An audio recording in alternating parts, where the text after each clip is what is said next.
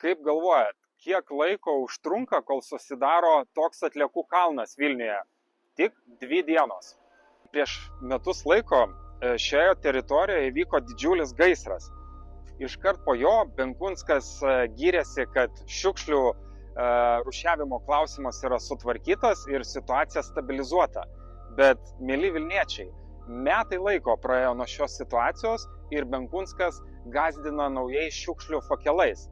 Ar jūs įtikina, kad iš tikrųjų per metai laiko, žinant, kad yra įvykęs gaisras, kalti vien tik tai rūšiuotojai, kaip šitoj vietoj pati mero tiesioginė lyderystė, juk metai laiko buvo ekstremali situacija savivaldybės lygių paskelbta atliekų rūšiavimo klausimą. Čia per metus laiko meras neparodė reikiamos lyderystės, mes turim šitus didžiulius šiukšlių kalnus už mūsų, turime nutrauktą sutartį su rūšiuotoju, turime realiai užsikimšusius Vilniaus kogeneracinės jėgainės filtrus, turime teisminius ginčus, turime susipykusius santykius su kaimininėm savivaldybėm, kur klausimą buvo bandoma išspręsti permetant šiukšles į Kazokiškių sąvartyną, kur net buvo grasinama šiukšlės iš Kazokiškių sąvartyno vežti atgal ir jas palikti Lukiškių aikštėje.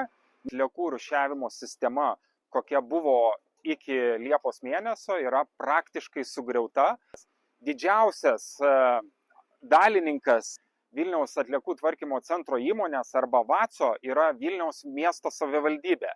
Ir taip tariant, meras per savo akcininko teisę metai ir daugiau laiko galėjo įgyvendinti reikiamus sprendimus šiukšlių krizei suvaldyti. Koks bus šiukšlių mokestis? Šiai dienai įkainis, kuriuo dirbo Energesmanas, ir įkainis, kuriuo dabar laikinai bus sprendžiama ši situacija, nėra paviešintas. Todėl kartu su opozicija reikalaujame nedelsiant sušaukti neeilinį Vilniaus miesto savivaldybės tarybos posėdį.